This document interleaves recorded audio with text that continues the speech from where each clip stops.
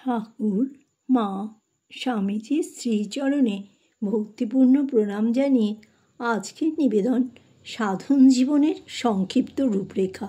দিলীপ পাল। 1923 খ্রিস্টাব্দে যেদিন বিএ পরীক্ষা শেষ হলো সেদিন বিজয়চন্দ্র পরীক্ষার হল থেকে সোজা বেলুড় মঠে গিয়ে হাজির। তাকে দেখে স্বামী ওঙ্কারানন্দজি বললেন, কী রে, এমএটা না করেই চলে এলি? তার যখন পড়বি না তখন থেকেই যা। ফলে আনুষ্ঠানিকভাবে তার সংঘজীবন শুরু হলো। ইতিপূর্বে মঠে ও বলরাম মন্দিরে স্বামী ব্রহ্মানন্দজি, স্বামী অদ্ভুতানন্দজি, স্বামী প্রেমানন্দজি ও স্বামী তুরীয়ানন্দজিকে তিনি দর্শন করেছেন এবং তাদের সান্নিধ্য তার আধ্যাত্মিক জীবনের সুদূর প্রসারী প্রভাবও রেখেছে। কিন্তু এখন তারা প্রয়াত। মঠে প্রথমে বিজয়চন্দ্রকে ঠাকুর ভাণ্ডারের কাজ দেওয়া হলো। মঠাধ্যক্ষ স্বামী শিবানন্দজি স্বয়ং প্রতিটি কাজ কিভাবে করতে হয় সযত্নে শিখিয়ে দেন, যাতে ঠাকুর সেবার কাজে কোনো ত্রুটি না হয়। তিনি বলতেন, ঠাকুর এখানে সাক্ষাৎ বর্তমান, এই কথা সব সময় মনে রাখবে। তিনি শুধু বিগ্রহ বা ছবি নন, এখানে তিনি জীবন্ত। ঠাকুরের প্রতি পূর্ণ শরণাগতি ও নির্ভরতা তাদের প্রতিটি কথায়, কাজে ও আচরণে বাংময় হয়ে উঠত। এই সম্পদ সাধু ব্রহ্মচারীরা তাদের কাছে পেয়েছেন। মঠে যোগ দিয়ে স্বামী শিবানন্দজির সঙ্গে ঘনিষ্ঠ সংস্পর্শে আসার সুযোগ বিজয়চন্দ্রের হলো। তার আধ্যাত্মিক জীবনের যত সমস্যা তার সহজ সরল সমাধান স্বামী শিবানন্দজির কাছে সবসময় পেতেন। শ্রীরামকৃষ্ণভাবে ভরপুর, শ্রীরামকৃষ্ণগত প্রাণ, শ্রীরামকৃষ্ণ ছাড়া যেন অন্য কোনো চিন্তা তার নেই। তিনি সবসময় বলতেন, ঠাকুর এই সংঘকে পরিচালনা করছেন আর সকলে তার হাতের যন্ত্রমাত্র। এইভাবে শিক্ষা দিয়ে মঠ জীবনের সূচনাতেই তিনি বিজয়চন্দ্রের আধ্যাত্মিক জীবন গড়ে তোলেন। একাধারে মাতা, পিতা, বন্ধুরূপে স্নেহ, আশীর্বাদ ও শাসন সব কিছু দিয়ে, তার সতর্ক দৃষ্টি, তার আকর্ষণ দিয়ে তিনি বিজয়চন্দ্রকে ঘিরে রাখতেন। তখন মঠের আর্থিক অবস্থা বিশেষ ভালো ছিল না, সেজন্য সাধু ব্রহ্মচারীদের কঠোর পরিশ্রম ও কৃচ্ছ্রতা সাধন করতে হতো।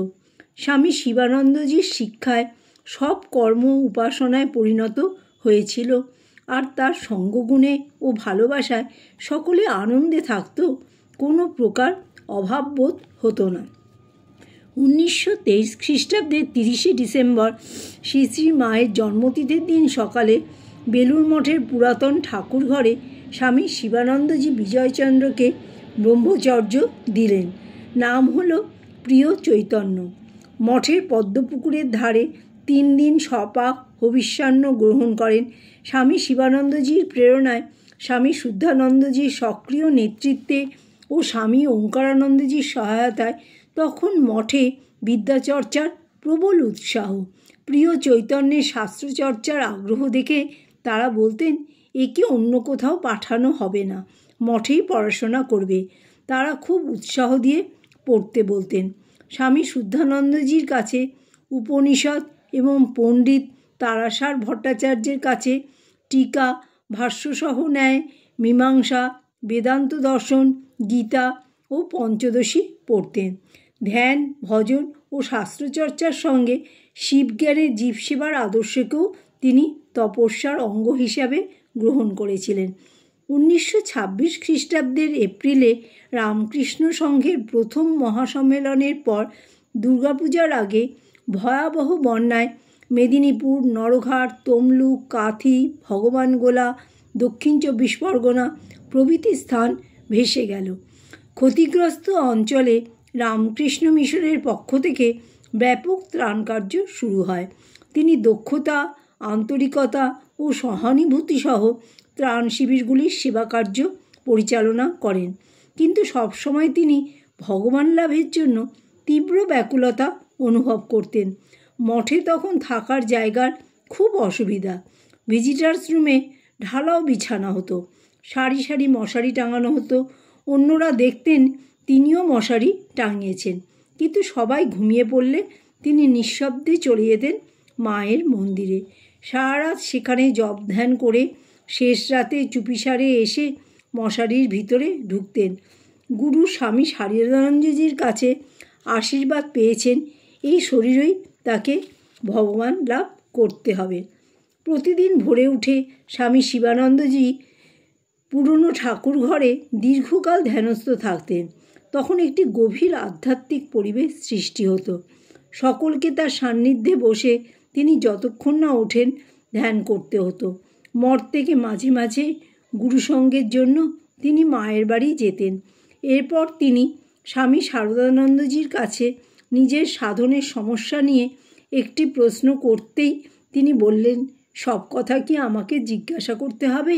আমরা কি চিরকাল থাকব?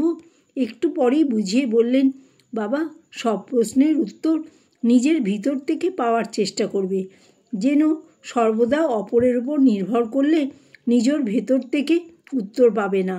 আর আমরা তো চিরকাল থাকব না। শিষ্যদের আশ্রয়রূপে গুরুর দিকে চেয়ে থাকা স্বাভাবিক, কিন্তু তাদের আত্মনির্ভর করতে চাইছেন, কারণ তার লীলা সংবরণের বেশি দেরি নেই। তাই বাইরের গুরুর সঙ্গে ভিতরের গুরুর সম্পর্ক করিয়ে দিলেই তার দায়িত্বের পরিপূর্ণতা। 19শে আগস্ট 1927 খ্রিস্টাব্দে স্বামী শারদানন্দজির মহাসমাধি হয়। তাতে তার মনে তীব্র বিরহ ও শূন্যতা সৃষ্টি হয়। জয় ঠাকুর, জয় মা, জয় স্বামীজি।